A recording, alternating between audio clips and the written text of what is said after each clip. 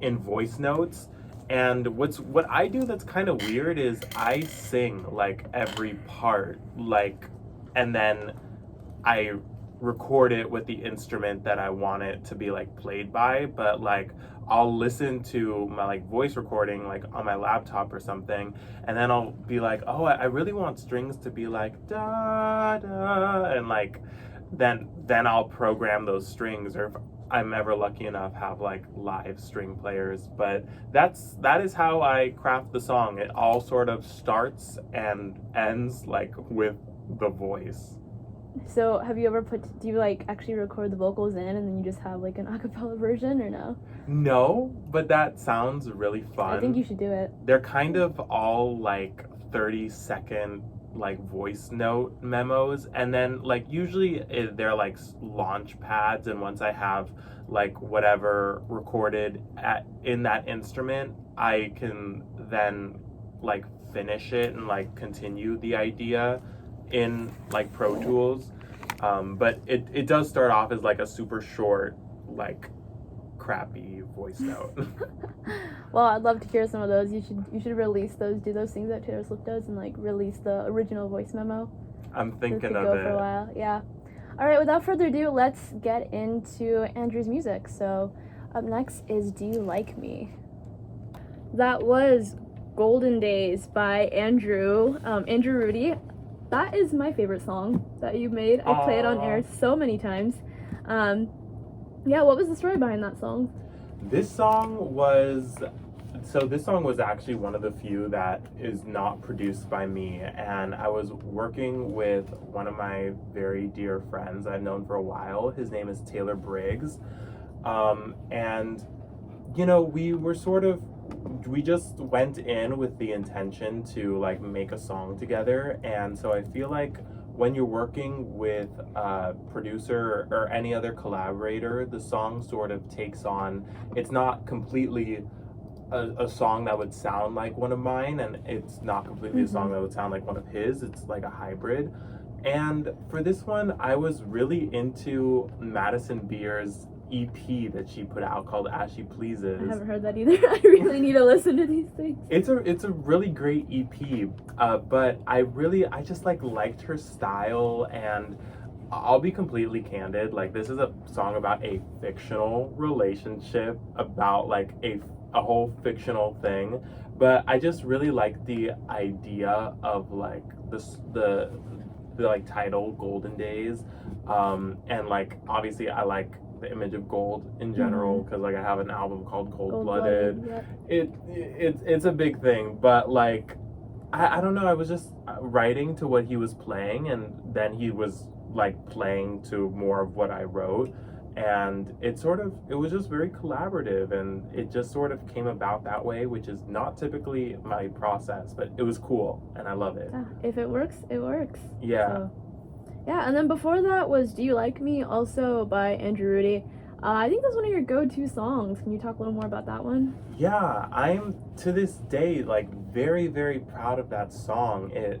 On the other end of the spectrum, that song was produced by me and was about real experiences, which was primarily social anxiety, but in the space of like being a gay man in school and having crushes like everybody else has, but you know, you're more scared to talk about it, to like even work your way up to telling the person about it, because you're like, is this something ultimately that's safe for me to do? Will the person have a really negative reaction to the fact that, you know, you have a crush on them as a gay man, or just a gay individual in general? And so I ended up just feeling locked in within myself and my mind. And so, you know, one thing that I always would wish is that I could just, you know,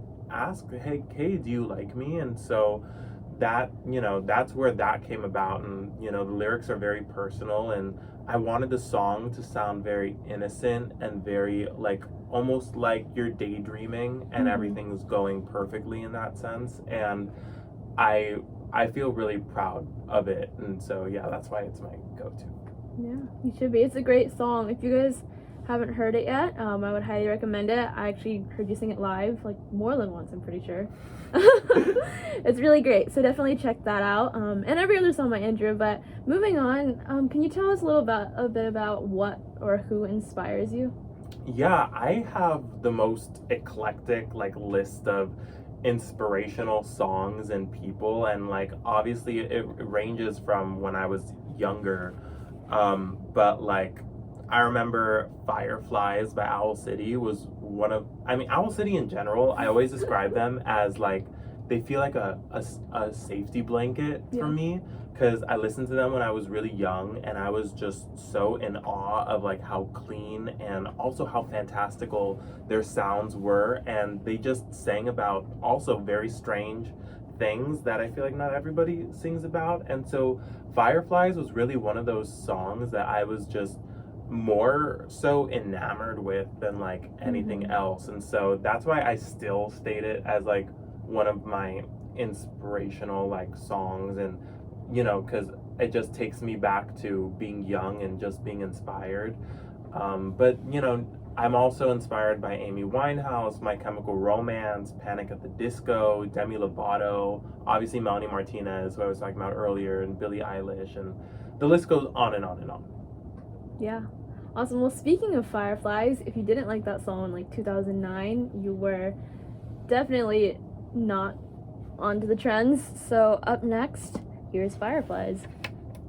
That was Freezing Rain by Andrew Rudy. So I thought I hadn't heard that song, but I definitely have. I remember hearing it live. So can you tell us a little more about that song? Yeah, so that song has like quite a bit of tea to it. And Okay. It was about the first person that I actually produced with ended up not being a very good experience, and ultimately contributing to one of the reasons why I produce my own things now, because basically he was trying to like get 70% ownership of the songs we were making, and that was before I, you know, became a music industry major. So now, as a music industry major, and realizing that I was a person in the position like writing lyrics and melody, even being 50-50 is like super generous. Yeah. So like when I was, he would like say really mean things about, you know, what I was bringing to the table, and so it was a really like ugly experience. And so I wrote this song kind of in the midst of that, and when I wrote it, it actually happened to be raining, one of those rare days it was raining in Los Angeles. Yeah. And so I was totally unrelated to like what the song was ultimately about. I was like walking outside, caught with no umbrella, and so I was kind of like chanting myself a little walking song, and I'm like, I'm walking, and I was like, oh, this is kind of catchy. And so after that little voice memo in the rain, I sort of created the rest of the song to it, which was based off of what I was going through at the time. And so that's why if you look at the album cover for the single for Freezing Rain, it looks really similar to another album cover of mine, because it's a reference. Yeah, I mean, if you know, you know, and if you don't, you know, I don't want to defame. Definitely gonna look that up in a second. But yeah, there was definitely a reason for it, and that was the inspiration for that song and how that came to be. Wow, what a fun story. That's so much more interesting than any other story that I have. But, yeah, I mean, at least you got a good song out of that experience. Exactly. The worst experiences often like bring about the best music. Yeah. Agreed. All right, coming up next, we got more awesome music by Andrew Rudy. So we'll also talk about how all those songs were made, so be sure to keep tuning in.